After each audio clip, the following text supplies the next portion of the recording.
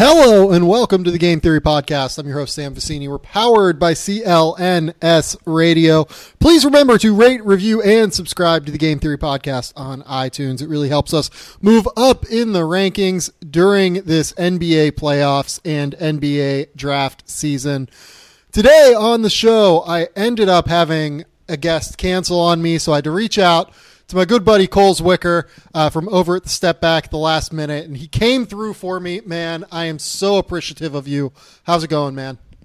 Going well, man. You're getting inundated with Step Back guys with me and Chris Stone. I feel like we're like the second home here. Yeah, I mean, I'm always happy to have you guys because I think you're incredibly smart people. Like I said, mostly I am just so thankful that you live on the West Coast and you were able to come through in the clutch.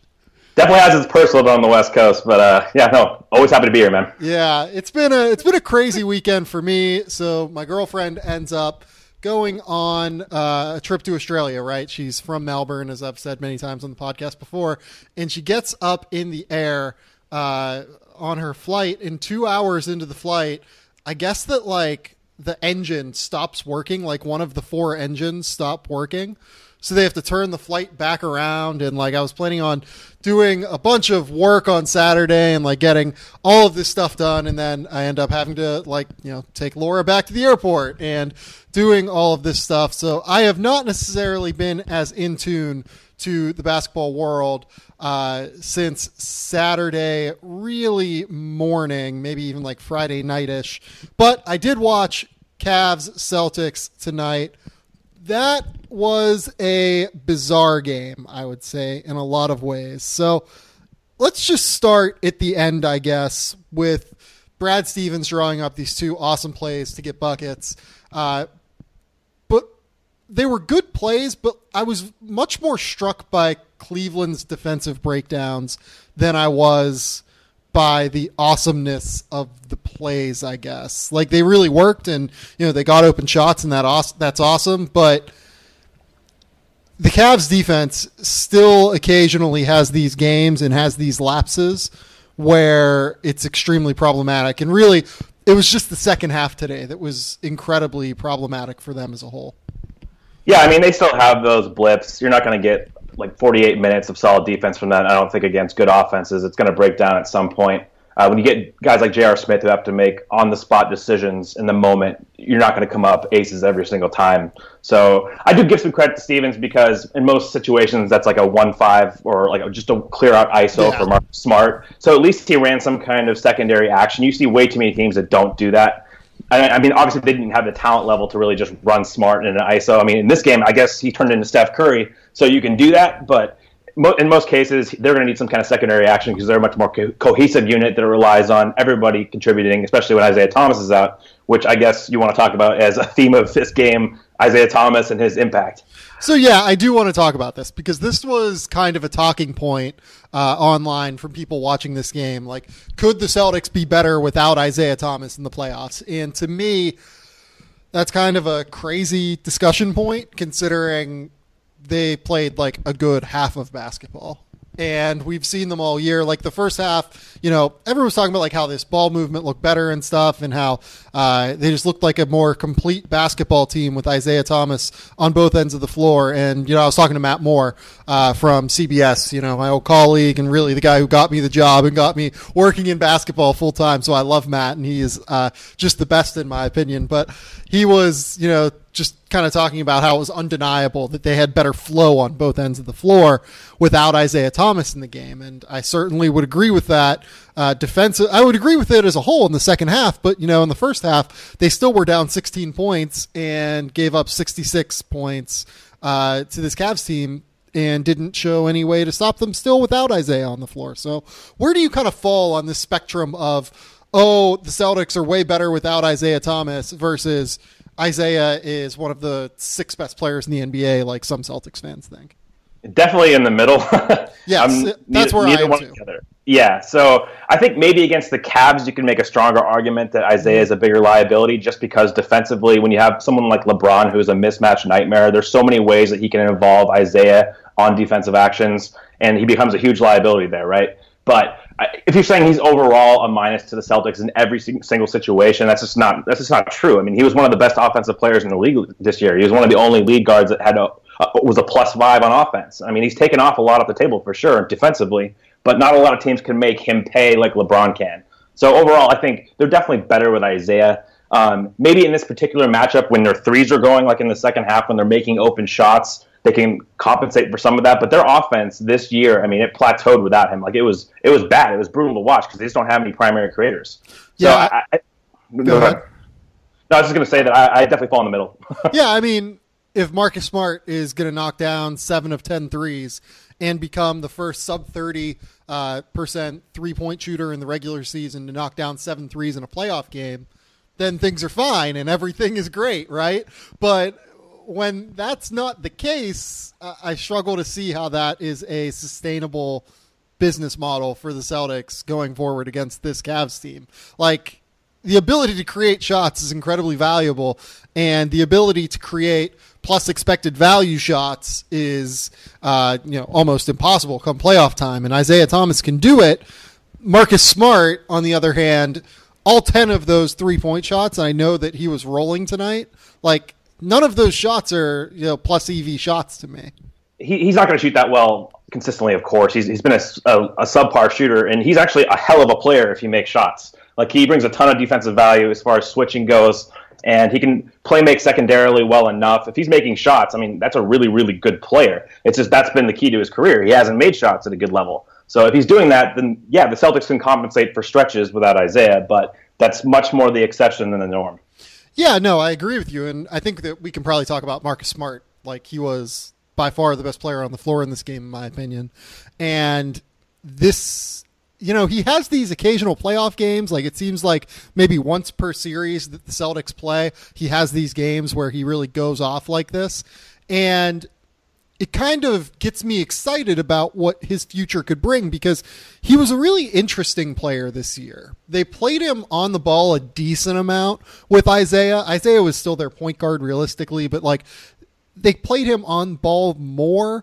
I know his turnover rate spiked, but his assist rate also spiked in a really interesting way. He was up to 22% for a guy that plays like 50% of his minutes on and off the ball. So that was interesting to me, at least in terms of, could he eventually develop into a real point guard? Because right now, I don't think he's a point guard at all. I think he's more of a scoring 2 guard that has decent passing instincts. He still needs that next spike in his game in terms of creating for others to get to the point where I think he can be a competent level point guard. But the potential is there, and I wouldn't write him off at all. I mean, regardless of him getting to where he's a point guard, he's an incredibly useful basketball player because of his defensive versatility, his athleticism, and his ability to at least kind of create shots, even if they aren't always efficient looks. But if he adds that ability to shoot or the ability to create for others, I mean, he is an awesome basketball player then. Yeah, and I like the role he's in right now. I mean, he can expand on it potentially if the skill growth gets there, but as a secondary handler type, Isaiah can play off the ball a little bit, and they use Isaiah on screens a lot, which is it's beneficial to them just because it causes a lot of mayhem as far as switching goes. And Smart is one of the guys that enables them to do that, along with Al Horford kind of facilitating out of the high post. So it gives them more offensive versatility for sure. I'm not sure if I see him as a full-time lead guard, but I think that he can at least be a promising secondary handler, and the shooting is really just the key for me. Yeah. All right. Do we think the Celtics have any chance in this series still, or do we think this is a blip in the radar? No, they don't have a chance. I mean, LeBron was very human tonight, and it was weird. It's so much weirder to see him be this way compared to just be an alien all the time, because he's been so freaking consistent in the playoffs. He's been so good. And then tonight it was just what the hell is going on? He looked legitimately shook out there. He wasn't making the right reads. He was turning the ball over. So, no, he's not going to play like this. And, of course, Kevin Love and Kyrie aren't going to shoot how they did in the first half, especially from 3. But I would take LeBron's excellent game over anything else. And there's just no way you're going to get probably even another one of these games in this series. Yeah, LeBron goes 11, 6, and 6 tonight with 6 turnovers, 0 made three-pointers. That will not happen again in this series. I'm willing to call it now. Yeah. Do you think the Celtics can take another game, though, maybe? I still don't think so. I think if LeBron is operating at peak capacity. There's just nothing really the Celtics can do to counter them, even if they made their threes. I mean, we saw tonight, like, it was still a close game, and Boston shot really well, and LeBron played horribly.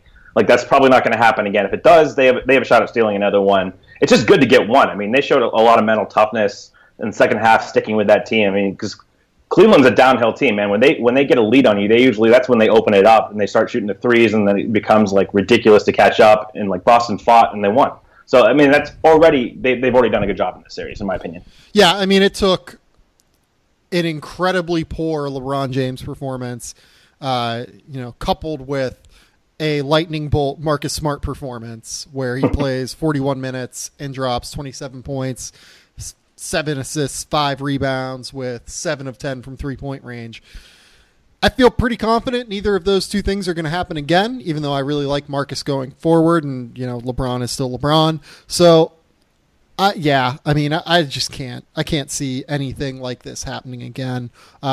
Maybe they steal one more, but I would probably bet against that, and I'd probably bet on Cleveland winning each of these next 2 games. But it does kind of ruin the idea that both the Warriors and the Cavs are going to go into the NBA Finals with unbeaten records, which I thought was going to be kind of cool. Yeah, I was looking forward to that. I mean, I know the narrative during the playoffs, we talked about this last time, was that everybody was kind of disappointed with how unbalanced the league was right now. And it was just kind of fun to see 2 kind of titans perform up to that level. I mean, the execution for both of those teams has been pretty fantastic overall. The Warriors were a little sloppy last night, but like they've been consistently really good, and LeBron's been insane. So that level of execution, I was looking forward to that as well. At that peak, like, they both come in undefeated, and it's just a complete brawl. But we're still going to get that. It's just, it takes a little bit of like the narrative off, I guess. Yeah. All right, let's move on to what our main point of discussion is going to be today. We are going to talk about the guys who are number 6 through number 10 on my NBA draft board. We're going to take a deep dive into each of those players. That is going to be De'Aaron Fox, Dennis Smith, Malik Monk, Lauri Markkanen, and Frank Ntilikina. What is your impression of the fact that I have those guys 6 through 10 on my board before we get into this? Well, I mean, we're obviously going to have some disagreements about De'Aaron Fox. We're going to have some fun with that one. Yeah, that one's been a long time coming. Smith, you're actually relatively high on compared to the masses. I'm even higher on him than you are. I have him 2. So I think that's his ceiling. Yeah, and that's why I'm ranking him that way. I think it's more of a philosophy thing, but I think his talent level is the second best player in the class as far as ceiling upside. So we might agree there. It's maybe our ranking differentiates as far as philosophy goes. But overall, I think that's pretty copacetic. I mean, you're pretty reasonable on Lauri, having him 10. I don't have a problem with that. I think I have him like 14 or 15 right now, but we both view him pretty much similarly. So excited to get to the Fox especially here. All right, so let's talk about De'Aaron first. I really, really like De'Aaron. I think he is a potential NBA All-Star level point guard. Probably not going to step in and start at a high level immediately just because I don't think the jump shot's going to be there to start, but you have a vastly different opinion of his game. So around where do you have him on your board? Because I know it's considerably lower. I think it's 11 or 12. I've moved him up just because I like some of his strengths a lot more than I typically do for lead guards who aren't outlier speed to power athletes and who can't shoot. He definitely has strengths to his game, but I still am very wary of buying in at a very high level. Okay, so let's start with the speed idea, because I do think he's the quickest player in this draft, but you particularly do bring up a really good point in terms of speed to power. Having said that, I am not as concerned about it. So before we get into why I'm not as concerned about it, can you kind of discuss what your worries are in terms of translating speed into power?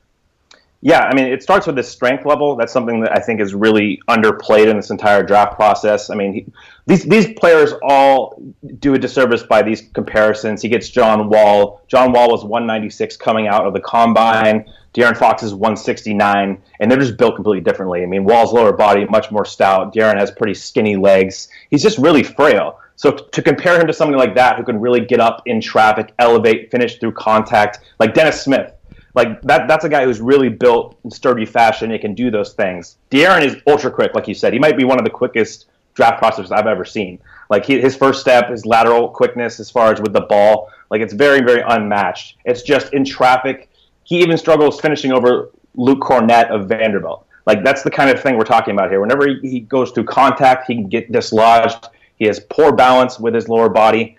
And I don't think his finishing is bad. I want to make that clear. I think his finishing, by the numbers in college, it's been good. But I don't think you can go by just numbers when you look at finishing and how it translates. I mean, we've seen that with Isaiah Thomas, which is kind of an outlier example. But his first 2 years was a really poor finisher. And then his final year, his junior season, he was the best finisher of the last decade among league guards with high volume. So it's something that varies a lot and very eye test dependent. For me, Fox doesn't have the balance or the power to finish through contact, finish in traffic. He is good when he has space. Like, if UCLA is going to play the over-the-top, drop-back big defense, and he's going to be one-on-one with the big and blow by him, he's going to finish. But are you going to be able to finish over NBA, rim protection, and through bodies? That's my question with him. So, yeah, I think that those are valid questions to be certain. I will say that, he shot 60% at the rim in half-court settings this year, surrounded by an offense that, had a decent amount of spacing just due to the gravity of Malik Monk and the fact that Derek Willis played a decent amount. But this wasn't exactly an awesome, incredibly spaced team either, given the fact that Isaiah Briscoe's guy could really sag down. Bam Adebayo spent 90% of his time around the paint. So I think the fact that he finished at a 60% clip, which was in the top 70 or top 25% of all college basketball players last season, is a really, really impressive number for me at least. You bring up the idea of finishing in traffic and finishing through big guys, and you bring up Luke Cornett. Luke Cornett's actually a really good rim protector, and he's going to face guys like Luke Cornett, in the NBA regularly, and it does, kind of bring up a fair question in terms of how is he going to finish through guys that are that big and that long and that strong. I am not as worried about him getting into shape and getting stronger as a lot of people, including you, are. So I know that he weighed in at the combine at 170 pounds, but he was like 185 pounds at the Kentucky combine this year. And from what we've seen from the numbers from the Kentucky combine, they hold up relatively well. Historically, at least in the last 2 years, they've held up pretty okay. Like, it's not like a bullshit number situation like the LSU combine was in 2015, where Luke or Keith Hornsby and Antonio Blakeney broke the all-time record for quickness. For I think it was lane agility and shuttle drills, where all of the numbers ended up coming back super high. I don't think it's going to be like that this year, and I don't think those Kentucky numbers are like that. So, I think there's a concern in terms of Fox maintaining weight, but it's not really all that uncommon to see guys lose 15 pounds throughout the course of the season, 10 to 15 pounds. I talked to Bryce Johnson last year before the draft, and he said he lost something like that throughout the season. He just gets into shape before the year and takes some time to really really get back into shape each off season. And the fact that the lack of weight already doesn't really hinder Fox as much as it could, I think bodes well for as his body continues to fill out. So the question is, will his body continue to fill out? I think it will, because I trust the kid to work his ass off to get it to fill out. And, lengthwise, shoulders, you'd like to see a little bit more of a sturdy base in terms of his shoulders. But I think he's probably going to fill out into that 185 to 190 pound range consistently by the time he's 23, 24 years old. And if that's the case, I'm pretty not worried about his finishing ability. He's so explosive vertically that I think he's just going to be able to finish around the rim. Yeah, I mean, if he gains that kind of weight, then you're definitely right. I mean, I'd buy in on him if I was guaranteed that he'd be 190, he'd have a strong base, because he is a good vertical athlete, in space especially, but he can finish in traffic a little bit at times. It's just, for me, I'm obviously not a doctor, I'm not qualified to speak on strength acquisition or anything like that, but Dennis Schroeder seems like kind of a decent comparison, who came into the combine at 165 and he's now 172. So I do think that Fox is going to gain weight. It's just, will it be difference-making strength, right? Is it going to make a difference as far as his explosion around the rim, around bodies? It's also a volume thing, too. I definitely trust his ability to get into the lane at the NBA level, it's going to be harder because he's going to be defended in the pick and roll especially. Everybody's going to go under on him, and they're going to make his life a living hell. Good thing he has a floater game, of course, that helps complement his overall prowess there. That was the next thing I was going to bring up. I figured you would. But as far as high volume and stuff, those guys that drive into the lane at like 9-10 times a game, they take a beating. Like Russell Westbrook, man, that guy attacks the lane like with vengeance. That guy is not a real person. And can Fox sustain that kind of impact on his body on a nightly basis? Because that is what he's going to have to do. If he's not going to provide shooting value, he's going to have to get around the basket or draw fouls, get an efficient shot. The floater is fine, but you can't base your entire game on a floater game. Like Tony Parker might be the outlier exception to that with his fantastic touch, but he was also not really an analogous situation because he played with the Spurs, right? Like you can't really trust that he'll be optimized in the same way that Tony Parker was. So I get where you're coming from. If what you're saying is true, then I would have Fox much higher. I'm just much more dubious to him adding that kind of strength. Yeah, no, I think a lot of it is believing in the kid in general, right? Like, if you have faith in the kid to just get way better in terms of his body, then you should have faith in him to be an awesome prospect. And the other part of strength is, and this is something I talk about pretty regularly and I bring up on the show occasionally, strength is an incredibly underrated aspect of jump shooting as well. And I think that's probably De'Aaron Fox's biggest weakness right now, obviously, right? It's the fact that he hit something like, what? I have the synergy numbers up right now. Hold on. He was a 27.8 effective field goal percentage on 45 catch and shoot jumpers. He was a 32.7 effective field goal percentage on jump shots off the dribble this year. Those are both really just atrocious numbers in every sense of the word. And if he can't improve there, then he's in a lot of trouble in his NBA career. But again, if you believe in the body filling out, like I do, at least to an extent, like to the Mike Conley level of, frame development, then I think the jump shot improves. And I think he gets to a point where he can be a 30 to 33% 3-point shooter versus the 17 or whatever he hit this year. Yeah, I think that's fair. I mean, just for context, I did a database with all the synergy history of lead guards, and for minimum 40 possessions, De'Aaron Fox was the worst catch and shoot half-court shooter in the last decade for lead guards. So, I mean, it's kind of a small sample, but it backs up and corroborates what you see on film. He definitely struggles with distance shots. His three-point attempt rate is really low. He's just not a confident shooter there yet. I mean, I know he took more at the high school level and he looked more competent, but I think the college sample is the best way to analyze these guys. If you want to read into pre-college, I think that there are some telltale signs there for sure. But I'm going to go mostly by what I saw at Kentucky. What about the shooting form? The two motion shot from a lead guard without the strength. Does that concern you at all? A little bit, but not really, because I think that you can build with those mechanics. I do think that you're right. He does need to kind of iron out that early. It's not even a hitch, really. You bring it up right, and I think in the way you put it, it's a two motion shot. Yes. And it's like almost to the side of his head a little bit sometimes too, which can be a little bit awkward. But in terms of mechanics, like his hand placement looks okay. I think his balance on those shots is okay as well. The balance aspect is when you come into play with him going to the rim, and on those little floater shots, I think he can sometimes get unbalanced. But as long as he has balance on his jump shot, which I think he typically does, it's workable in my opinion. And again, all of this comes back to me just buying into him getting stronger. If you believe that he will get stronger, you believe that the mechanics, as you continue to teach them and work with him as a shot development coach, as any NBA team will, that the mechanics will become more repeatable and they will become, just more natural in terms of muscle memory. So I think that was a pretty big problem with him this year. I just think that he wasn't strong enough to consistently be a good jump shooter, or at least an average jump shooter. And if you think that he will get strong enough, then you probably buy into him as a potentially slightly below average jump shooter. Well, I mean, I think the undertone for you is you just believe in the kid, and that's something that, I mean, that's huge. I mean, that's the same argument you have with Tatum too. It's like you believe in the players working hard to develop. And I'm completely in on Fox as a person, man. I've heard that guy speak for 5 minutes and I was all in as far as him individually. It's just hard when I don't have the knowledge base to make like an inference or any kind of thing about his strength acquisition, and I think that's a huge part. Like, you see the dynamic lead guard shooters in the league, they're all one motion shooters, which enhances your range. I'm not a shooting coach, but I know enough to like at least project something. It enhances your range, it enhances your arc. And for Fox, like when you see a two motion shooter, it's like LeBron, like the really, really strong guys.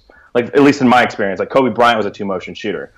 Ray Allen was like kind of the exception to that. He was still two motion. He was an incredible shooter, of course. So it's possible. I think there's a chance that he's a two motion shooter right now because his lower body isn't strong enough.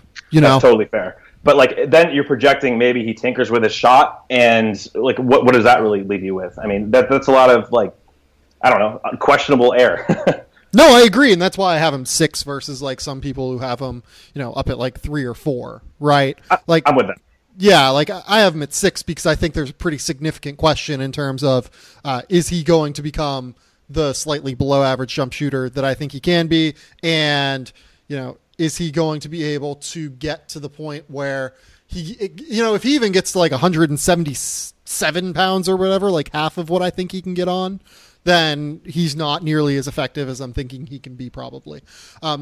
Especially whenever you're taking into account that a lot of his value comes defensively too, right? Like he is an elite player defensively at the point of attack. And that's a really big selling point for me. I really like the fact that he's that good defensively. Having said that, I wonder about the current translation of the defense due to the lack of lower body strength, the fact that he really is only equipped right now to guard point guards despite the size and length. Yeah, I mean, that was going to be my next point.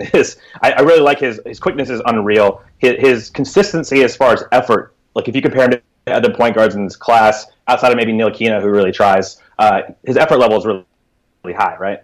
And you expect that part to translate. But his strength level and his lack of like elite length, is he really going to be an impact point of attack defender on the next level? It's really hard to be one. Like Chris Paul's a +2 on defense. He's the only +2 this year. Patrick Beverley's a +1.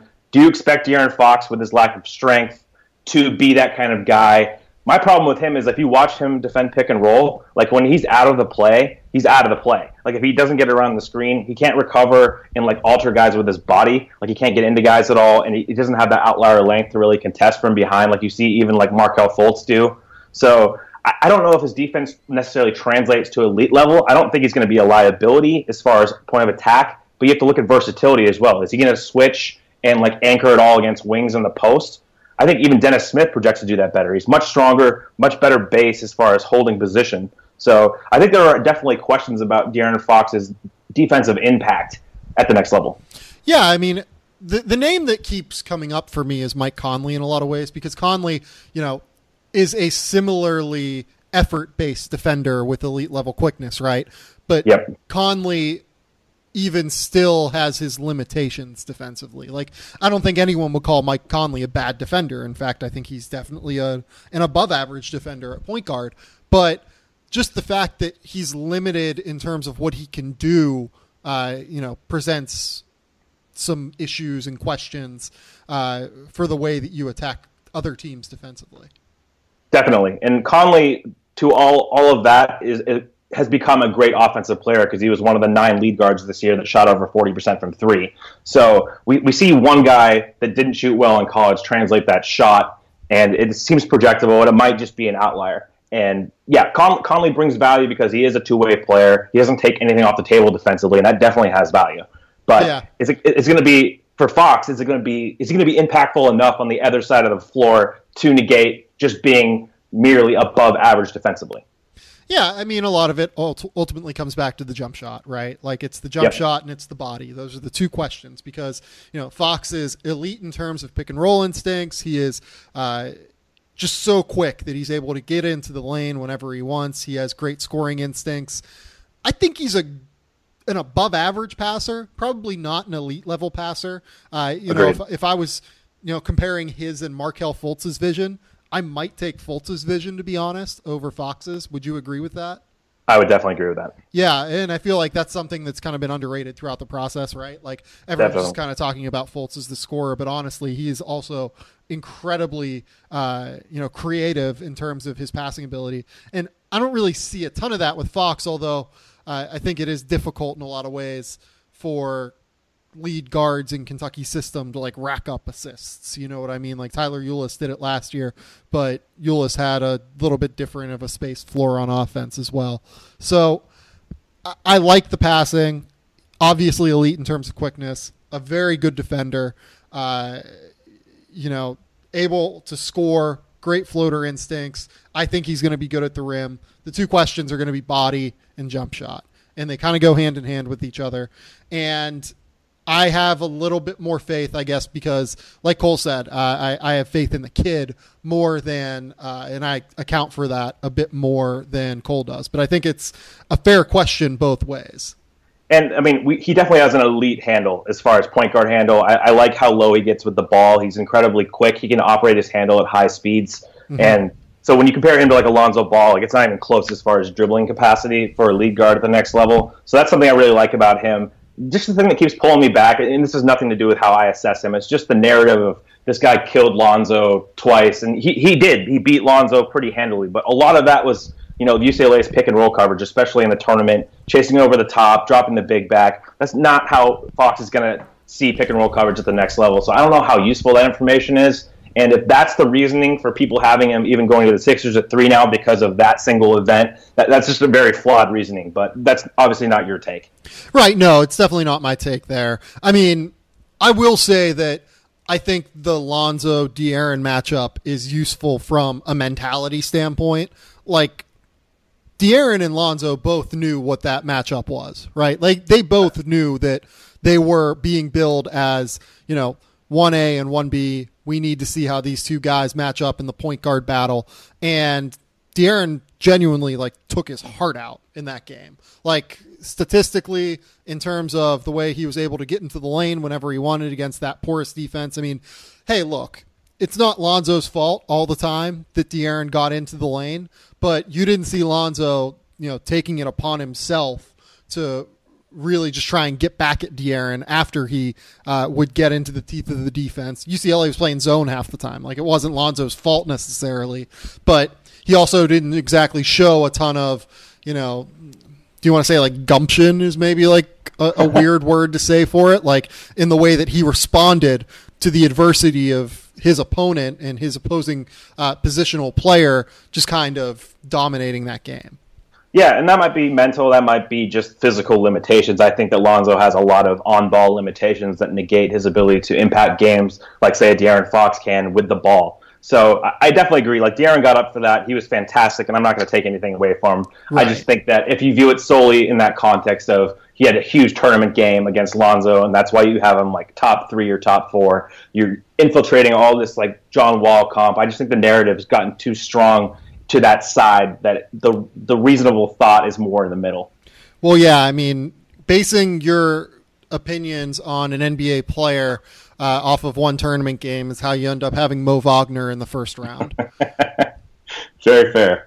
And I don't think there's a single NBA team that believes that. So let's move on. Let's kind of move past De'Aaron Fox. And I will say that if you had to say over under 0.5 All-Star games for De'Aaron Fox, what would you say?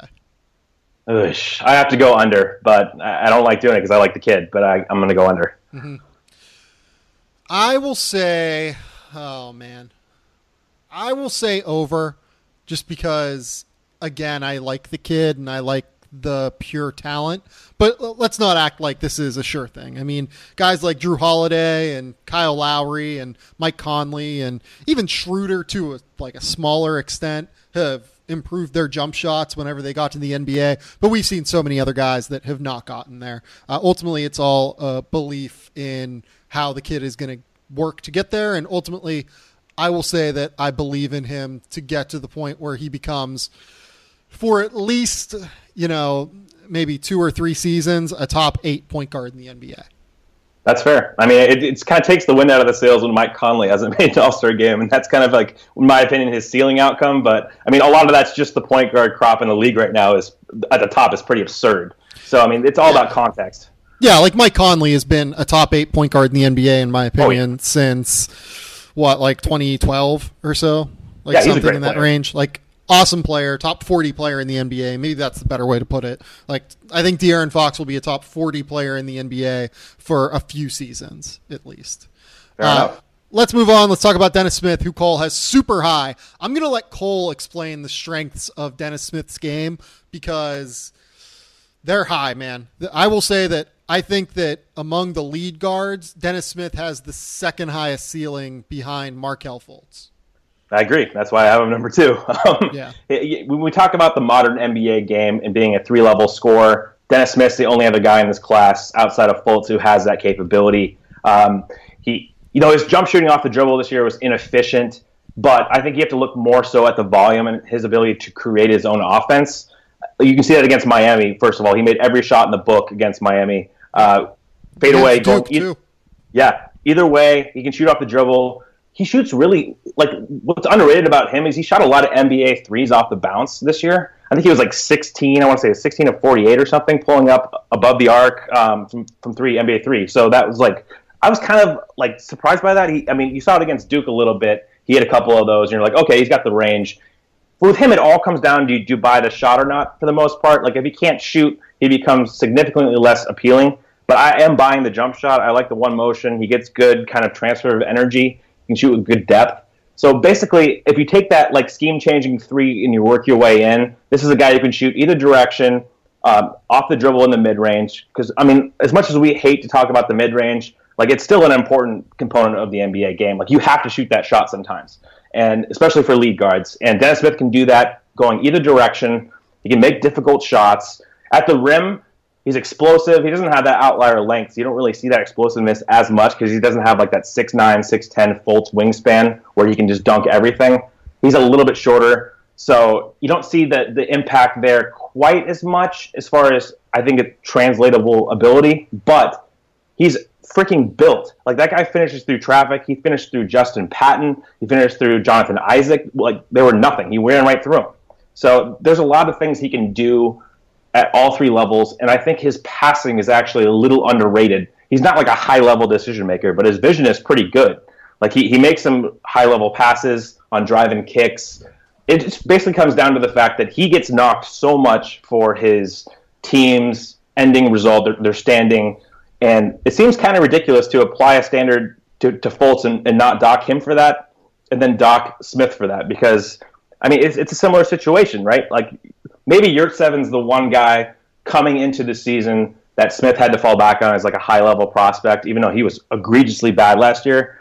But for me, I just think that he's being undersold. His ceiling outcome potential is being undersold because of a situation last year, and I think the talent is there as a 3-level scorer, which you want as a modern NBA league guard, and as a capable passer. So yes, I agree with a lot of what you just said. I think he's probably the best athlete in this draft. Would you agree? He's definitely up there for me. He's definitely top 2 or 3. Are we considering like Diallo in this equation or something? Like, yeah, we can probably consider Diallo in this equation, but I think that Smith gets more out of his athleticism. He applies his athleticism to the basketball floor better because his handle is just so much better. The way that he is able to power up around the rim, I do think is impressive. I can't. You were there at Adidas Nations last year when he just went up and through, and could just dunk on anyone and anything whenever he even gets the smallest bit of space. He can jump off of 1 foot. When he gets up off of 2 feet, though, it's game over. He is an elite level athlete. Also, in terms of quickness, definitely a quick twitch athlete. A guy that is going to be able to get into the paint with ease. He has really good pick and roll instincts. I remember last year he told me that, he watches a lot of Chauncey Billups and Chris Paul, as I would imagine most point guards do. But the Billups one is interesting because Billups often got by so much with footwork, right? Billups was not necessarily the best athlete in the world, but he was so crafty and so smart with his feet and with his power game that he was able to just make things happen on the floor.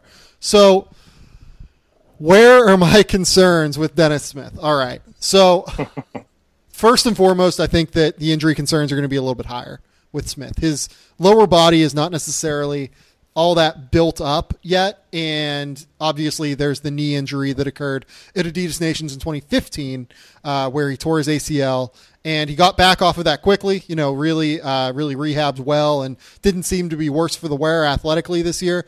But I think that I'm still a little bit tentative there, at least more so than I am for most other elite prospects. In terms of the stuff on the floor this year, I definitely do dock Smith a little bit more than I dock Markelle for what happened with NC State versus what happened with Washington. NC State's talent level A was just way higher than that Washington team. Like, NC State not only had Yurtseven, they had Malika Boo, Terry Henderson, Torin Dorn, Maverick Rowan. All of those guys would have been the second best player on Washington last year. And, Smith, I don't think, did much to make those teammates better, really, in any way. And also, his body language on the floor to his teammates could also get pretty negative at times, I think. And I don't think, I really don't like it when people say that a lot of the time. But with Smith, it was pretty clear to me, I guess. Like, it was just like so obvious, and that he was so frustrated and would occasionally just like decide to go it on his own versus try and play team basketball. And that kind of stuff worries me to an extent. It does not like make me think that he is going to be a bust or anything, but like, it concerns me that he had these teammates last year that theoretically should have been good in the ACC, but didn't really make any of them better.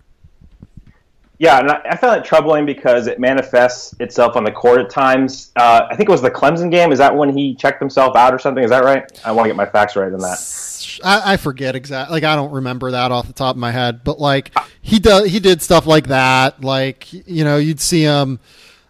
Not even. Maybe it'd be fair to say like yelling at teammates. Like, not like, maybe yelling isn't the right word, but like he'd get in a teammate's face and be, with negative body language, he'd get in a teammate's face versus, when Chris Paul does it, sometimes it's negative, but a lot of the times it's also like positive and, trying to get a guy going. With Dennis, it seemed a little bit different, but it's a small thing though. Like, again, I am generally a believer in Dennis Smith and his talent level. And like you said, the ability to score at all three levels is astounding. He is going to be able to explode at the rim. He is going to be able to knock down shots from the outside. His in-between game isn't fantastic, but he has the handle to where whenever I think he gets into the increased mid-range space of the NBA, that he's probably going to be pretty effective there too. The question is, mentality-wise, is he going to be enough of a passer for me? Is he going to be able to get his teammates involved enough and make them better? Or is he going to be a guy that, puts up, I don't want to say empty numbers because I don't really like that term necessarily, but is he going to be a guy that puts up a lot of numbers on teams that aren't so great?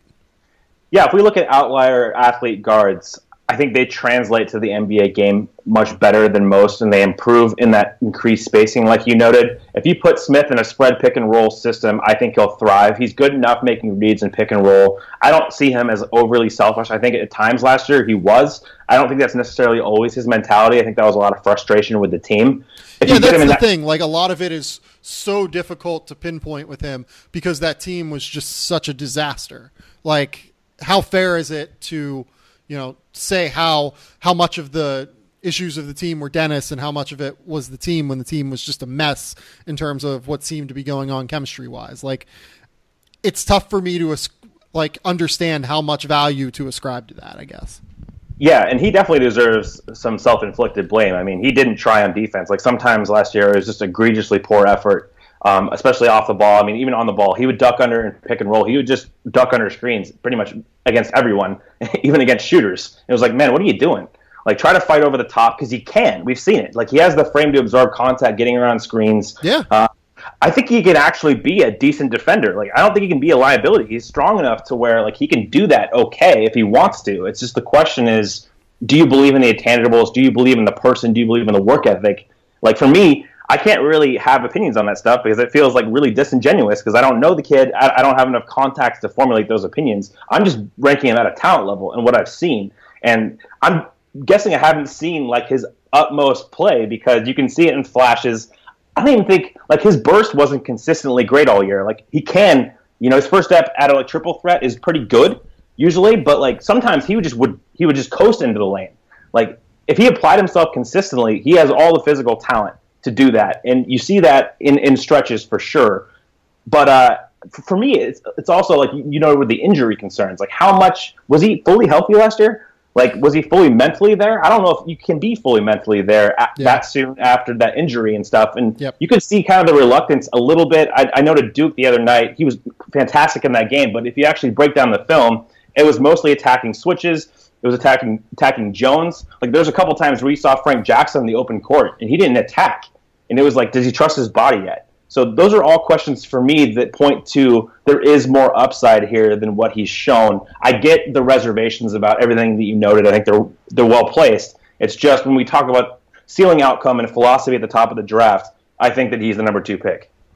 Yeah, I don't think that that's crazy if you just go by ceiling. I tend to think of things from more of an expected value equation versus a ceiling equation, right? Like you want guys who have the absolute highest ceiling at the top of the draft.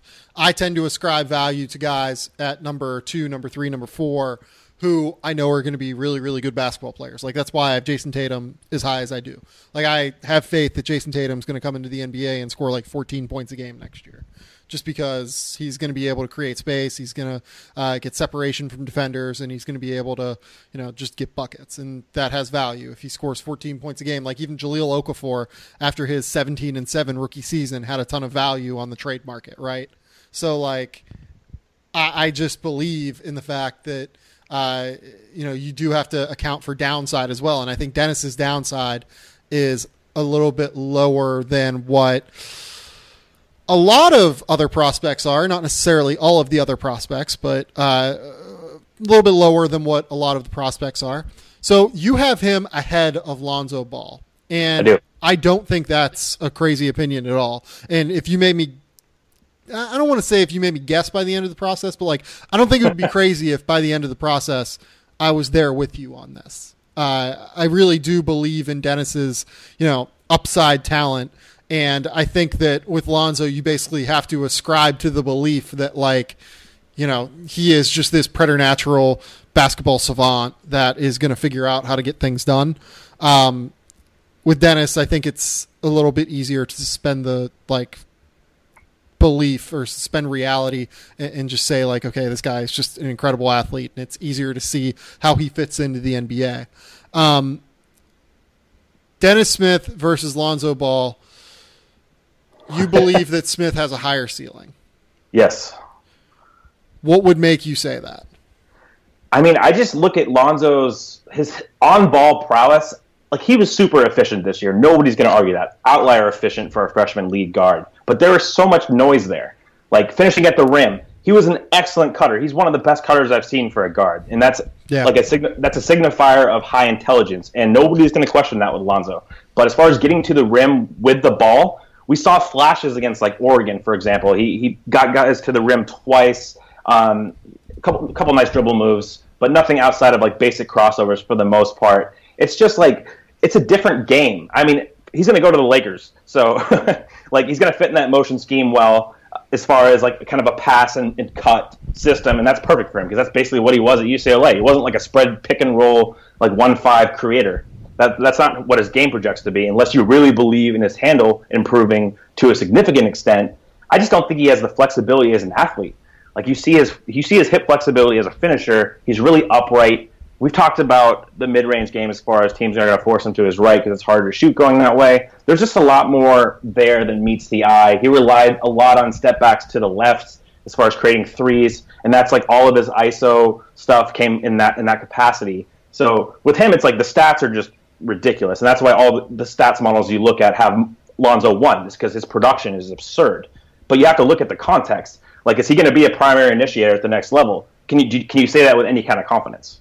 Yeah, so I think that something like 11% of his points this year came on off-ball cuts, which is really high for a player that is a point guard, ostensibly, like people are projecting Lonzo as. But we're going to have a Lonzo Ball breakdown podcast at some point here. Maybe I'll have Cole back on to discuss some of these questions, maybe next week or something. But ultimately, Dennis Smith, if I set the over-under, okay, for you, I'm going to set it higher. I had to set the over-under at 3.5 All-Star games for Dennis Smith. Oof. Over or under? I would probably take under. What if I set it at 2.5?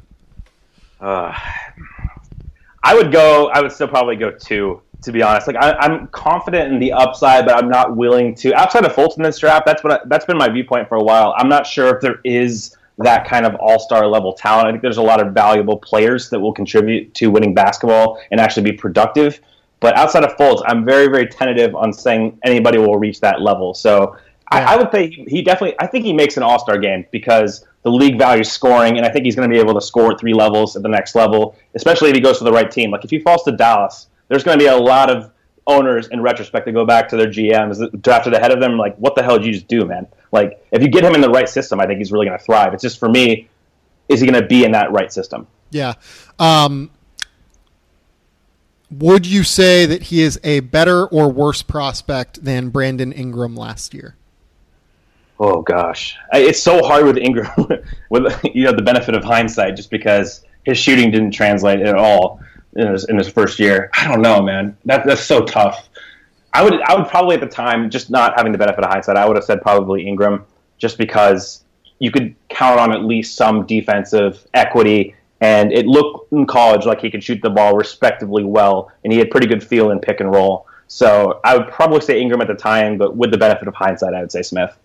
Yeah, it's kind of tough to think about it now. I think I probably would have said Smith, but I think that Smith is the end of the tier that's better than Ingram for me. So, like, I would have had all of the Tatum through Smith tier, where I had like 2 through 7 guys ahead of Ingram, and then my like 8 through 10 guys before I would have had Jaylen Brown. That's fair. All right, so let's go to Malik Monk now. Malik Monk is number 8 on my board. He's really just he is what he is. Do you believe in him? Do you believe in just the completely elite jump shooting translating, or do you think that he's going to be a slightly worse jump shooter? That's basically what it comes down to for me, right?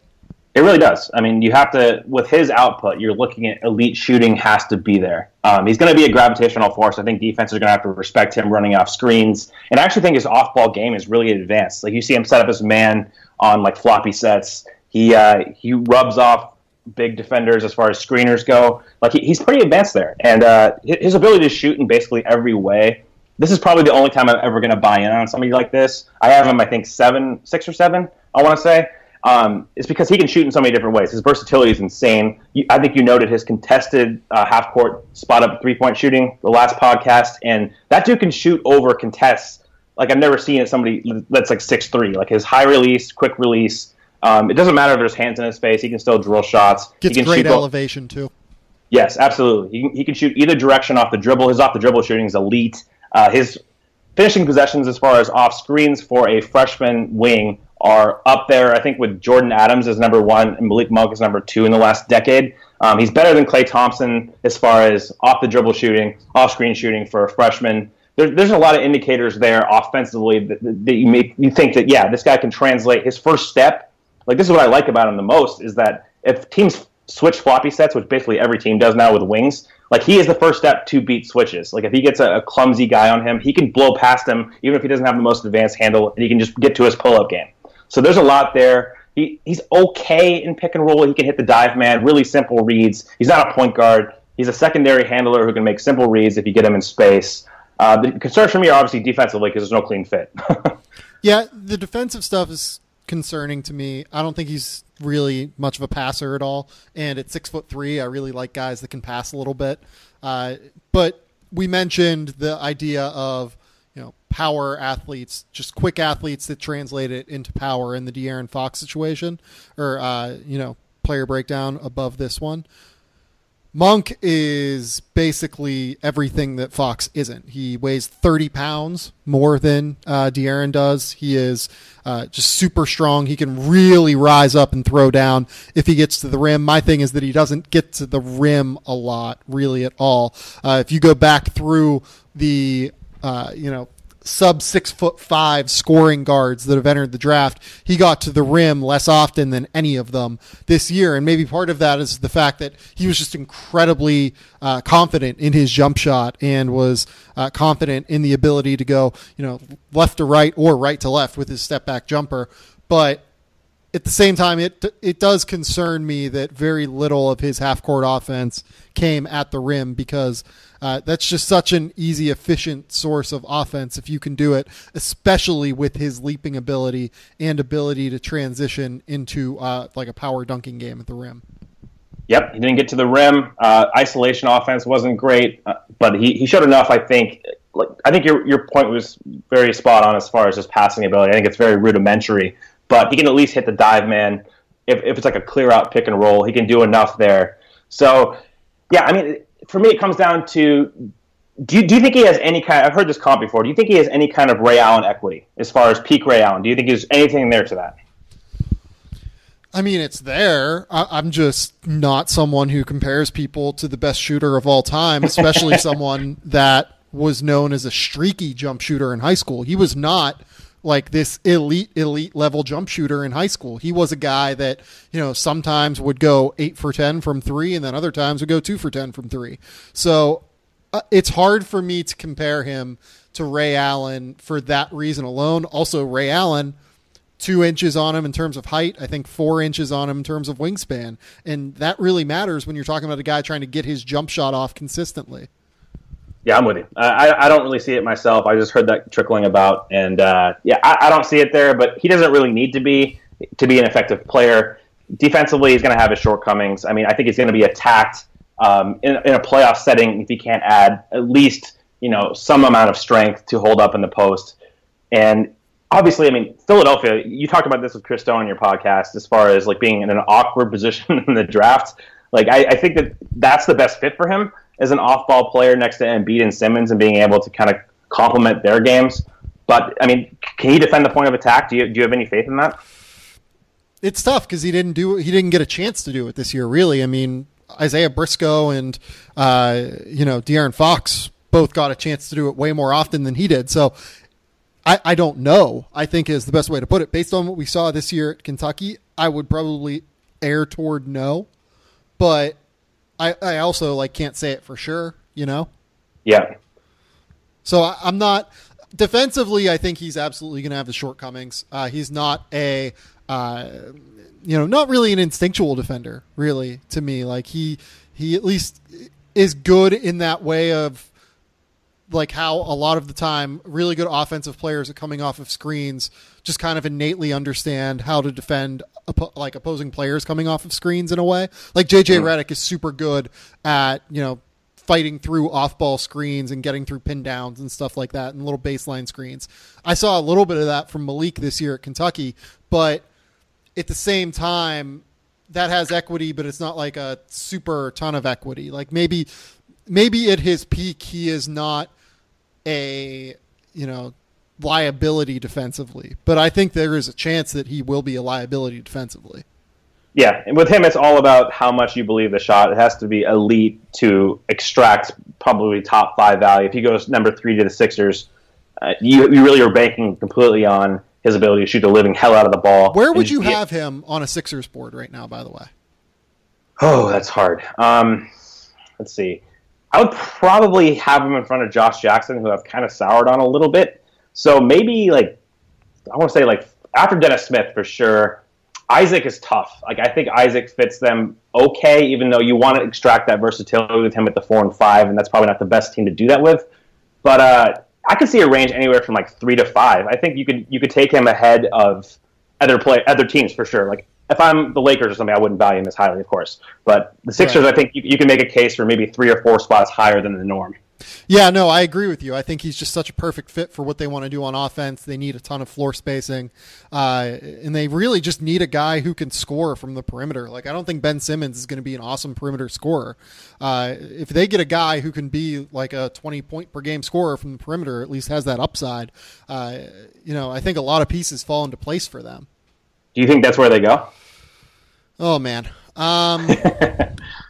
I don't know at this stage. I think they're in a really tricky spot. I think that they'd be in a really interesting case to try and trade down with someone. If someone so like, let's say that Fultz and Ball go 1-2, as teams are expecting right now, and the draft quote unquote starts with Philly at 3. I think that you could realistically get a decent amount of trade value from that pick from someone who falls in love with a Jason Tatum or a Josh Jackson or a De'Aaron Fox at number 3, right? Like someone out there will, and if it happens to be one of the teams at 4, 5, 6, or 7, I struggle to see how any of those teams take Malik Monk, right? So like, Phoenix has Devin Booker. I can't really see why they would take Malik Monk. At number 5, Sacramento has Buddy Hield. I can't really see why they would take Malik Monk. At number 6 is Orlando. Orlando has Yvonne Fournier and Terrence Ross, both of whom are better at the 2 and are really just not high-end defenders at their position. So I wouldn't take Malik Monk if I was Orlando. So then you get to 7. I can see the Timberwolves maybe taking him, depending on what they think of Zach LaVine's progress in terms of rehab and if they want to pay him long term. But again, I don't think that the Timberwolves would take him at 3 if you traded with him. And I think at 8, the Knicks would probably jump on him because they seem married to this triangle idea, and Malik Monk would be really good in the triangle. So, like, I think it's a little bit tricky with what you do with the Sixers, because you could realistically try and trade down and grab Malik Monk a little bit later. Yeah, I would look to Orlando, maybe jumping up ahead of the Kings, looking for maybe De'Aaron Fox there. That would be an option. It's really intriguing for Philly. Like, there's been some reports that they could look to move up to 1. Like, what do you think that would take for them to move up to Boston? Like, what do you think that Boston would demand in return for that? Oh, man. I don't know that there's a deal that I could do.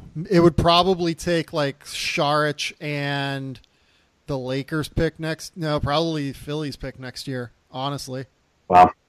Like, I mean, I see the difference between Fultz and what they'd get at 3 is just so markedly different. I agree.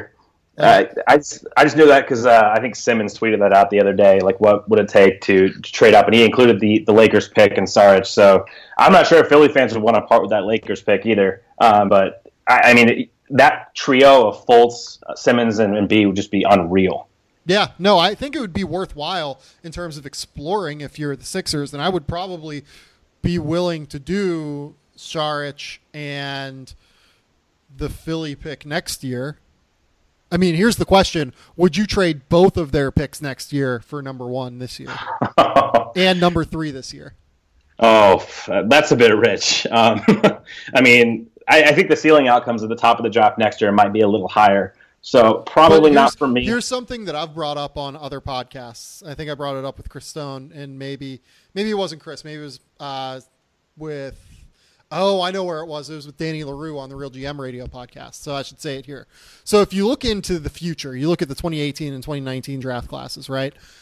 The point guard crop isn't exactly great. So like the guys who we talk about as having an unbelievably high ceiling at the top of next year's draft, they're all forwards and Luka Doncic, for instance. But Luka's more of like a 2-3 now at 6'8" who can handle. I'm not sure how exactly he would work with Ben Simmons, but an incredible talent nonetheless. The best point guards in that class are Trayvon Duval and Colin Sexton, in my opinion. I think Sexton probably a little bit higher than Duval right now. I don't think either of them, though, are on the same level as even Dennis Smith, who I have at number 4 this year on my point guard rankings. Then the next year, 2019, is shaping up to be even worse in terms of point guard depth. So I feel quite strongly that Philadelphia has to come out of this draft with their elite perimeter player guard of the future. So I I would consider both picks next year plus number 3 if Boston sent something else small back. I think that's fair. I mean, we're so high on Fultz that for us, I mean, I think it might be worth it to lock in that trio moving forward. I mean, you have the best talent in 3 different drafts. How often does that happen? That's just freaking insane. So the cost of that is probably worth it, but that's a heavy price to pay. Right, and to be honest, like if I'm Boston, do I accept number 3 this year and both picks next year? Probably, but I think that they think about it more than what other people would think they would, just because like that's a tricky thing whenever they're trying to compete now, right? They want to get guys on their team as soon as possible, not like into the future, right? Yeah, and I think that that's probably the kind of offer that would have to be made to tempt them to move. I don't think there's a huge incentive to move for future draft capital. I could see them maybe trading for Paul George if they can get Gordon Hayward in free agency and kind of align stars, even though I don't think that's the right move. I'd just keep Fultz, draft him, and keep him. But I don't think they should trade number 1 this year. I just don't think it makes any sense if you're considering the trajectory of the NBA right now. Just build for the future, build your window when these 2 teams lapse, when LeBron finally ages, when it might not ever happen, but let's assume it does, and Golden State kind of fizzles out in like 4 years or something like that, and just be ready then. Okay, so let's kind of give a ballpark on where we are with Malik Monk. We used all-star appearances last time. I think both of us would probably say no all-star appearances for Malik Monk, right? Correct. So let's do it this way. Over under 1.5 seasons of Malik Monk averaging 20 points per game. Oh, over. Over? Yep. Okay, so you believe in him strongly as just a scoring basketball player. Yeah, I think he can get off enough volume, especially from deep, to average over 20 a game. He has enough diversity in his shooting game to do that. And you see a lot of shooters that can't, shoot off the balance if guys run him off the 3-point line. He can do all that. So I think he averages over 20 more than 1.5 times for sure. Yeah, no, I agree with you. I think he's going to be like a very solid 20-point per game scorer. The interesting comp that I think it might have been Chris and I came up with was like Ben Gordon. Ben Gordon for 3 straight years before he went to Detroit was up over 20 points per game. So, okay. Let's say that's Malik's. I don't want to say that's Malik's like worst case scenario, because I think there are certainly lower downsides for Monk than that. But I think that goes to show just how much equity shooting can have, right? Like even if you're a 6'3" undersized combo guard, like you can still just bring a lot of equity if you can shoot the shit out of the ball. And a lot of it's not captured by stats. I mean, it's the gravitational force coming off screens and actually dictating defensive scheme, make somebody guard you. I mean, that's half of Klay Thompson's value, is having to like face guard him in the corners on the weak side. Yep. Like that. So Malik can probably. I mean, there's a possibility he carries that value. I'm not sure if he's going to be that elite of a shooter, but he at least projects to be a plus there. Yeah. So let's move on to number 9, Frank Ntilikina. Ntilikina is an interesting guy because he was the MVP of the U18 tournament this year, or I guess in 2016, at the end of 2016, because they had to move the tournament. He is a good, for me, combo guard right now. A lot of people project him as a point guard. Currently, I think he's more of a secondary ball handler than true point guard. And the reason I say that is that he also does not have the kind of like crazy athleticism that guys like De'Aaron Fox or Dennis Smith have. He is still more of an average athlete in terms of first step. He is super, super long, which makes him interesting as a guy who can defend both 1s and 2s, maybe even a little bit of 3s. The jump shot has really come on over the course of the last year. I think that you can really see the difference in terms of what a year can do in terms of your body and in terms of strength with him. Really does care defensively, and I think that helps a lot. The ability to knock down shots, I think, gives him a relatively high floor in terms of his NBA ability. Some of the things that I've talked about with NBA people is that he's kind of shy right now, not necessarily a guy that consistently takes the game on himself. And to be a point guard in the NBA, I think you really need to do that quite a bit of the time. So where are you at with Frank Ntilikina? I think we're agreeing too much, man. Like, I think that perfectly sums him up. Secondary ball handler for me, maybe a triangle point guard. His handle is okay. Like, his dribble moves are okay. He's got good hang dribbles. It's just his lack of burst, and he's really raw as a finisher. I know his finishing numbers are good, but if you actually watch him, he doesn't have very much explosion. It's mostly length extension around the rim. So he's really raw there. He oftentimes settles for like these weird floaters too. So I like his secondary handling game. I think you touched on the main point that I want to hit on is the shooting. I was very surprised at how much I bought the shooting just watching him on film. Off the catch, he makes most of his shots when he's unguarded. So I don't think he's like a non-shooter. And he showed the ability in the U18 to shoot off the dribble. I mean, that was probably an outlier sample because he was just ridiculous in that tournament. But he shows enough diversity there where I think he can run a simple pick and roll. He excels on the pocket passes. He's not like super crafty or anything, but there's enough there to be a secondary handler. And defense, he tries. I'm not sure if he's going to be quick enough laterally to defend opposing lead guards. He doesn't seem like the fastest person, but he compensates a lot with his length and his effort level. So maybe in time, kind of a lazy comp, but like a George Hill type of lead guard that's like more of a 3-and-D plus guy that plays next to like a primary initiating wing. I think that's where you want him long term.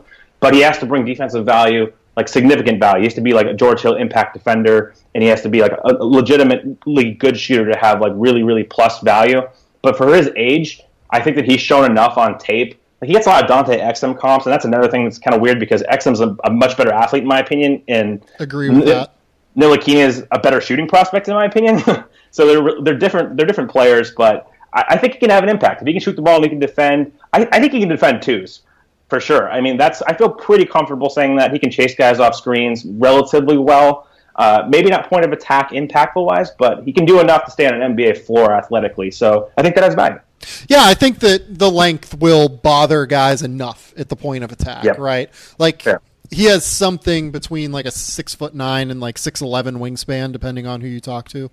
So I think that that's going to play well, especially at 6'5". You mentioned the shooting in terms of guarded versus unguarded. If you look at the synergy numbers, he was 60.2 effective field goal percentage overall on catch and shoots, 37.1 on guarded catch and shoots, 75.5 effective field goal percentage on unguarded catch and shoots. So when he's open, the shot goes, man. It is a very pure, very good shot.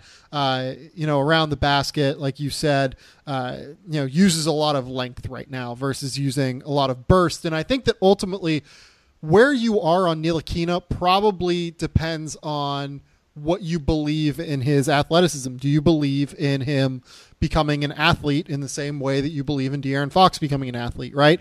Do you believe that he can add explosiveness? The difference between him and De'Aaron is that De'Aaron is already a quick twitch athlete that has the explosiveness. He just needs to add strength. Ntilikina, you have to hope for the lower body once he fills that out, adding explosiveness to his game to the point where he can get into the lane consistently and finish, hopefully above the rim at some point, given his length. I don't think that that's a crazy request. I am less certain on the guys who have to add explosiveness, right? This is kind of why I was, why I didn't see it with Giannis until like year 3 of his career. Like, I didn't really know that he was ever going to get the kind of burst and the kind of explosiveness that he needed to consistently, be a extremely unique, which is really bad English because you're either unique or you're not unique, but to be an extremely, dissimilar player above the rim from any other player in the league, right? Just because of the length. So once he added that lower body strength and his body filled out, he became more explosive. Do you think Ntilikina can do that? I think it's possible, but it's also not something I like to bet on either. Exactly, and I think that's why I think I have him 9 or 10. I like his floor if he can shoot the ball when he's open, like we've already discussed. I think teams are going to have to guard him, and that has value in itself if he's bringing something defensively. To expect a high outcome slashing upside, getting to the rim, finishing in traffic, like above the rim and stuff, I'm not even projecting that really. I think it's within the realm of possibility as a ceiling outcome.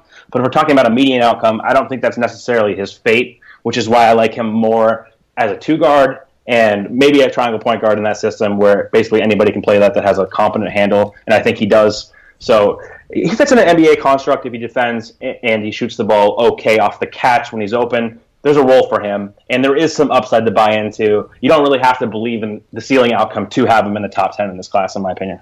Yeah, I like him as kind of an Avery Bradley-ish player, or a less intense Patrick Beverley maybe, because from all intents that all the people I've talked to, he's an incredibly hard worker, really does want to be a great basketball player, but we'll see. Sometimes these guys work out, sometimes they don't. I don't think that he has a ton of bust potential, though, just because of the ability to defend, the fact that he gives a shit defensively, as well as the ability to shoot the basketball.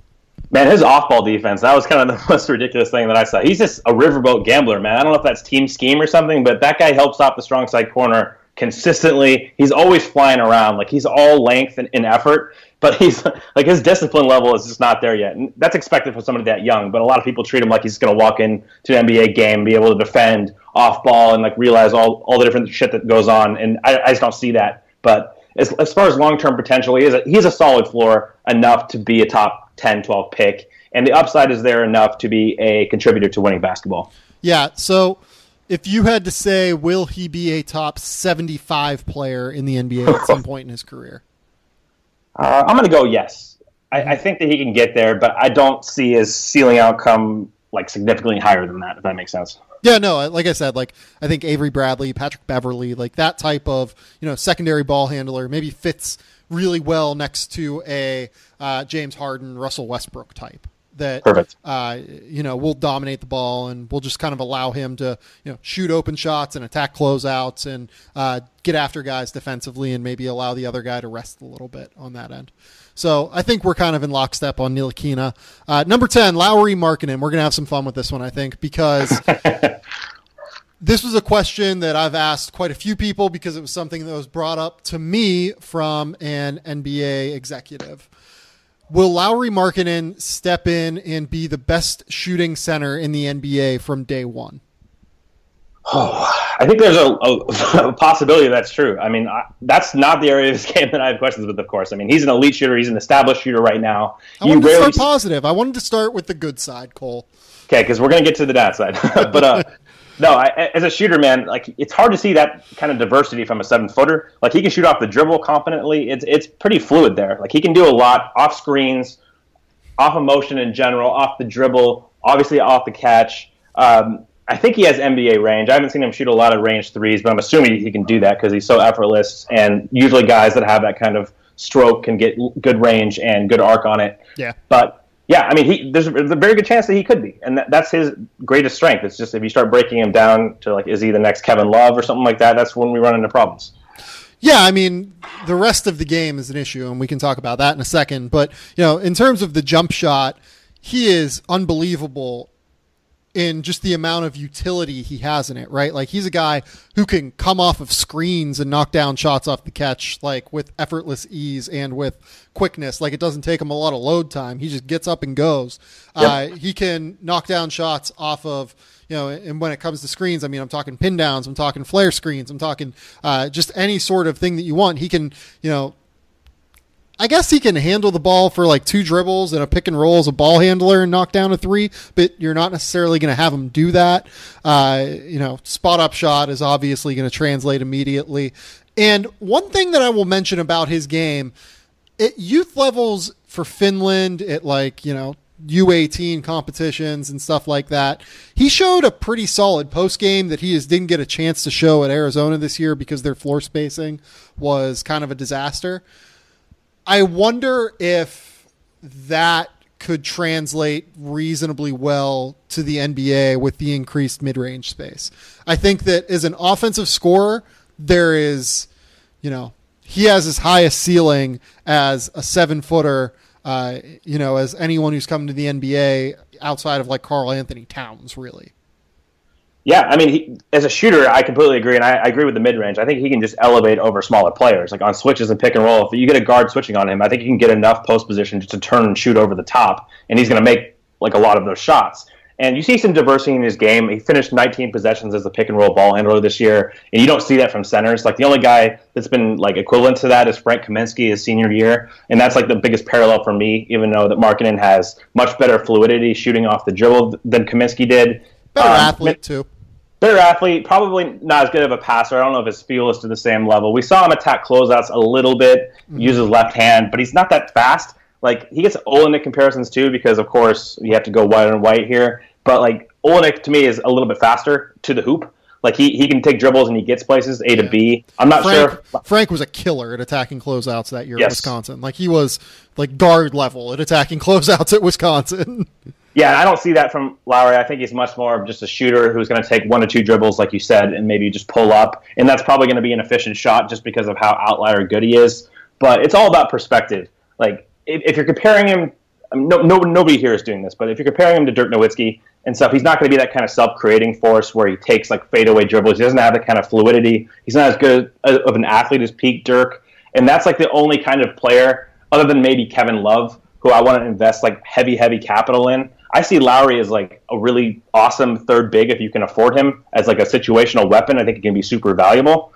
But we see his archetype in the playoffs. It gets played off the floor because they get picked on defensively, and we can get into that now if you want. You can take the head of that. But it's just, he brings a lot of value as a shooter. Nobody's going to question that. But how much is that valuable when it compares to how much he's taking off the table?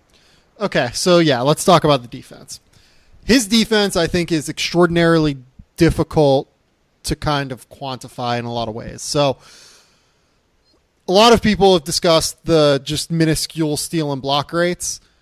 They concern me, but they concern me less than they typically do for prospects of his ilk. And the reason for that is that Arizona plays a hyper-conservative defensive scheme that we've seen diminished block and steal rates from so many prospects from them in the past. I think the perfect example of that is Aaron Gordon, right? Like Aaron Gordon, I remember people having discussions, this guy doesn't apply his athleticism all that well on the defensive end of the floor.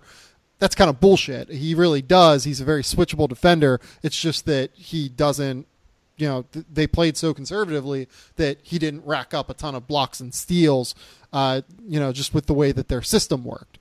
So where are you at on this idea that, Lauri Markkanen is going to be this massive sieve defensively? Because I don't know that I'm there, but I think that there are certainly a lot of issues defensively.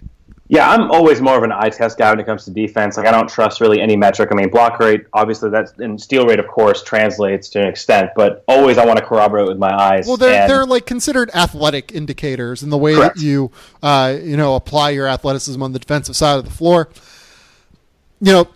Statistically, they have been shown to correlate a little bit to successful defenders, and I understand that, but I definitely defer more to your side of it, Cole, because just with the way that the game is played defensively, blocks and steals make up such a small amount of the action that happens, I guess, that I am less inclined to believe in blocks and steal rates just from a logical point of view. Yeah, and I mean, with him, he's okay laterally. Like, his mobility isn't bad. I think he gets killed a little bit too much for that. He's not like a stiff athlete. He can move a little bit in space. I like his ability to hedge a little bit. Like, for 1 or 2 slides, he's good. Where he struggles is like would change his direction. So if there's an overt switch at the next level and he has to contain a point guard and the point guard can go either direction, I feel like he's going to be dead in the water. Yep.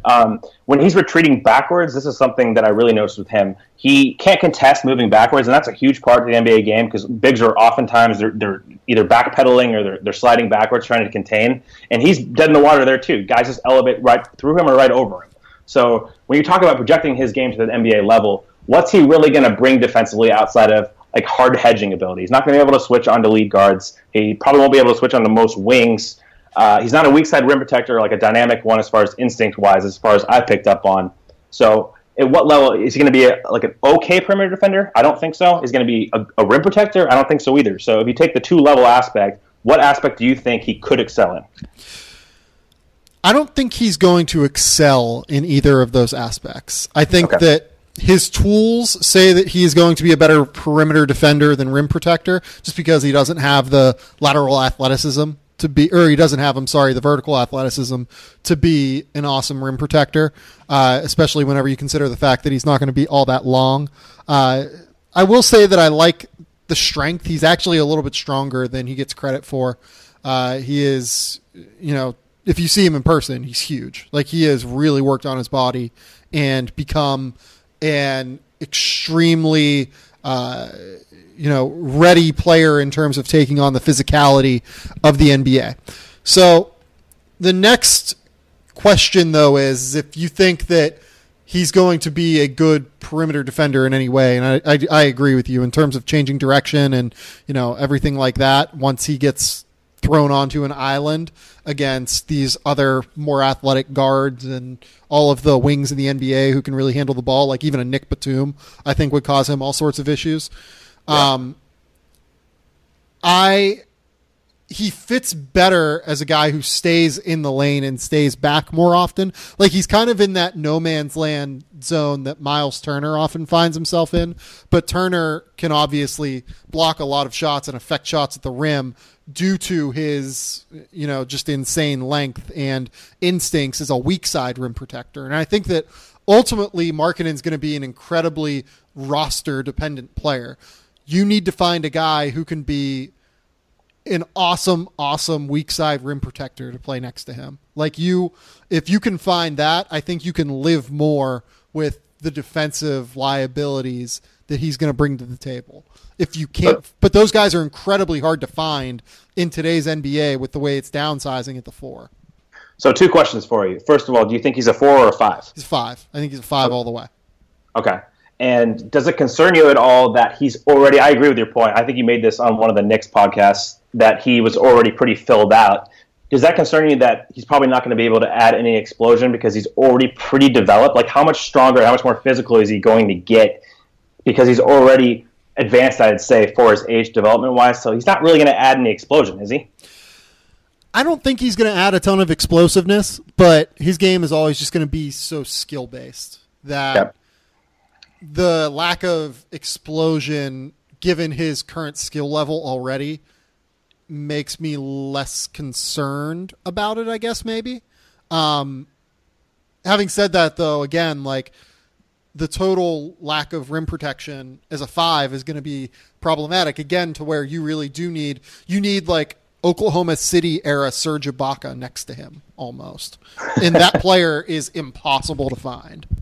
Really is. I mean, or like a Draymond Green type, and you're not going to find him, obviously. So the 4s that can protect the rim are few and far between. And I mean, Aaron Gordon even probably couldn't cover for him, and he's a good defender, especially on the perimeter. But is he good enough rim protector to cover for him? He definitely has mobility. But just looking for fit, I agree. You see a template maybe with like a Celtics with Kelly Olynyk as far as surrounding him with elite perimeter defenders and maybe just taking that kind of swap a little bit. So maybe he can fit into a scheme like that where there's enough of an infrastructure perimeter defense-wise to limit drives and limit his negative impact defensively. But again, do you really want to build your team that way? I mean, the money spot for him would be Milwaukee, right? Because Giannis would cover for him all day, every day, right? Oh, yeah, that's good. Except you're going to piss off all the Thon Maker fans now. Yeah, I mean, that's fine. Lauri just has such a higher ceiling offensively. And I don't even know that the Bucks would like him because the Bucks over the years have shown so much of a value on length and positional size and everything like that I think it's relatively difficult to think that would work. So like, I'm just kind of trying to like run through potential fits at the 4. I mean, it gets tricky and it gets tough to find them. Like, I mean, James Johnson kind of works a little bit, right? Like if you believe in James Johnson being, a really good small ball 4 going forward, I mean, I don't know if I believe in him anywhere outside of Miami, just given the way that they really work with players on their body. But like, it's tough, man. It's really, really hard to find the kind of guy that's both mobile enough, but also strong enough at the rim to really work with him. Like maybe, I mean, what would you think of the Porzingis fit? Because Porzingis is such a good rim protector already. Mm-hmm. I think there's some validity to that. Obviously, you want to use both of them are optimally 5s offensively, right? Like, right. Worst case scenario, I don't think that's a terrible fit because I mean, you're going to have 2 guys that can space the floor at the 4 and 5 on offense. And they defense. Can both shoot off of screens, and they can both really move off the ball. I like the idea of that. I don't think that either of them are mobile enough defensively to cover enough. I agree. Yeah, I think that's the key. And that's kind of why you saw some people putting Markkanen on the Sixers when they had a lesser pick, like a lower pick. And that's a trade-off they'd have to have, too. I mean, you have Embiid in the lane. He could cover for basically all of Lauri. I mean, you're going to live with the perimeter deficiencies because you have somebody, an elite backup, rim protector in Embiid that can protect basically all of Markkanen's faults. But then you don't get the optimal offensive output of pulling the opposing rim protector out of the paint. So there's always a trade-off with him. Yeah, it's really, really hard to build an optimal team with Lauri Markkanen, which makes him a little bit less than the sum of his parts would indicate. I think that one concern also is that you could live with a lot more of this if he was a really good passer, but he didn't really show any of that this year either. Yeah, it's the passing. It's also the rebounding. So the Kevin Love stuff, Love brings immense value on the boards. He can outlet pass. If he had those ancillary skills, I would be much more amenable to ranking him high, especially if he could play the 5 and you had the supporting cast around him to where he could play make. And then you saw those ancillary skills seep out. But for him, it seems like he's more just elite one skill, and it's going to have value in certain settings, but it's also going to take a lot off the table at higher levels of play. Yeah, I think that's a great way to put it. All right, Lauri Markkanen averages over 20 points per game, 0.5 seasons over-under. Under. Under. Do you think, okay, here's a better question. Lauri Markkanen averages over 30 minutes played per game over 1.5 seasons. Damn it, that's a really good question. I just think of him as a situational big, so I'm going to say under, but the league value shooting so damn high. I could see a team even playing him at the 4 and starting him there. So, that's so tough. I'm still going to go under, but I don't feel good about it. Right, the fact that he is genuinely in the conversation of being the best shooter at his position in the NBA from day one makes him such an incredibly divisive prospect to me that he's one of the guys that I'm struggling most with figuring out how to find a fit for. Yeah, because we look for established skills entering the league, and he has one of the established skills in this class. He's an ironclad bet to shoot. I don't think there's any way around that. So there's a lot of safety, but there's also, I'm not sure if there's a ton of upside, especially in terms of team building. It just restricts what you can do. Yeah, I'm not entirely sure what to do with him, to be honest. If a team loved him and took him at, if the Kings took him at 5 and just decided, all right, we're going to run out him and Scal, and we're going to hope that Scal develops into an awesome weak side rim protector. Or we have Willie Cauley-Stein, and Willie Cauley-Stein's already an awesome weak side rim protector. I think I could get behind that in a way. I would understand it. I would like it more at 10, but if they picked him at 10, I would be okay with that. But yeah, I don't know. I mean, it's so hard for me just because he's so fit dependent. Like a lot of these guys, it's just, again, going back to the team building concept, it's kind of like my opinion with De'Aaron Fox. I like some of the elements of his game, but do you really want to restrict yourself as far as how you build your team in a very specific way around a certain player that might not provide enough value to warrant that? Right. You want to be able to, once you're looking in the free agency market, right, you want to be able to find as many different archetypes that help your team as you can, right? You don't want to be boxed in to having to pay Jan Mahinmi 4 years, $70 million or whatever. You don't want to be boxed into, well, the Lakers weren't boxed into paying Tim Mozgov. They just decided before free agency started they were going to pay Tim Mozgov. But you don't want to be boxed into paying Tim Mozgov 4 years, $64 million. So it helps to have a lot more versatility in your game, and Lauri doesn't really have that. The question is, like Malik Monk, is he just a hyper elite offensive weapon that is going to work regardless of situation? Yeah, pretty much. And it's easier to hide wing players. I'm of the opinion you can usually hide probably one on your lineup. Usually you want that to be your dynamic playmaker. We see that a lot with Damian Lillard types. If you have a primary initiator who's not a good defender, that's typically who I'd like to be the worst defender on your team, just because you're getting that optimal offensive output. But defenders, man, I mean, the big defenders are hard to hide in today's game. I mean, teams will always find them in space, on switches, They'll put him in pick and roll after pick and roll. That's why Enes Kanter isn't a playoff contributor, even though he's a bull and he can score. It doesn't matter in the grand scheme of things because he's going to get played off the floor. Right. It's just like the natural limitations of being 7 feet tall. You're naturally slower than guys that are 6'6". Like, even if you're not a good defender at 6'6", you're at least athletic enough to act as a deterrent to most point guards, right? Like, you're not going to be awesome on all point guards, but you're still at least going to have value in a lot of ways. Like, even a guy like, even a guy like JJ Redick, who's 6'5", finds a way to get by just because, he's 6'5" and he's not going to be blown away by a point guard's first step like a big man is.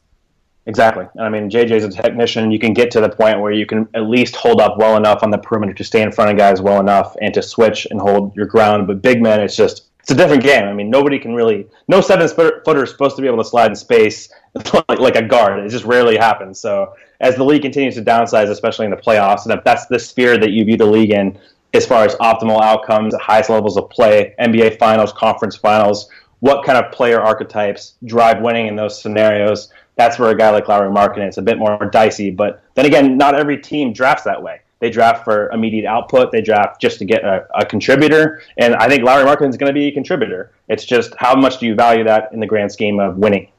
Yeah. No, I think those are all really good points. All right. Let's get out of here, Cole. We've been talking for 90 minutes, man. I was not expecting to keep you for 90 minutes whenever I just randomly, shot you a DM after my guy fell through. No, it's all good. Had a nice warm-up earlier today for our What's on Draft podcast, so I think I've done 3.5 hours of podcasting today, so might take the day off tomorrow. We'll see. Yes, you should take the day off tomorrow. As someone whose voice is slowly but surely dying on him, I would suggest taking the day off wholeheartedly. Cole, tell the people where they can find you, tell the people where they can find your podcast, everything like that. I write mostly for the Step Back right now because obviously it's draft time and that's kind of the content that drives most of the discussion. So I'm doing an in-depth breakdown of all the skill sets for lead guards. So right now I'm looking at finishing. So I just had a Markelle Fultz piece out Friday. I think he's a really underrated finisher, and I kind of give some video clips and then break down statistically why I think so. And that's going to be through this week. I'm going to probably end up doing pick and roll play for lead guards over the next week. So look for that on the Step Back. I also have my own website, Cap Strategist, where I do some player archetype draft projection stuff that angers a lot of people, but also seems to provide some utility. So hopefully that works out. And then also, lastly, I do a weekly podcast with Mark Whittington and Javier Pesquera called What's on Draft.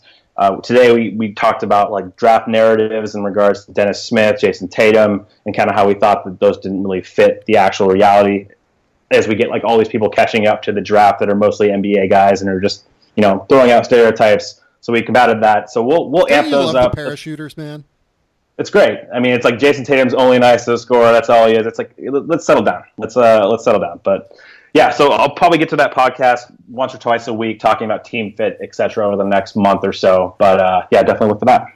Yeah, you should go follow all of Cole's work. Definitely one of the smarter guys that I have on the show. And, I got to tell you, man, the shows that you come on, they're often one of the most listened to shows or some of the most listened to shows. And I think that that shows in terms of the loyalty of your audience that you've built up. So I'm always happy to have you on, not only from the great conversation that we have, but also from the perspective of, people do really seem to respect your work. So that's great.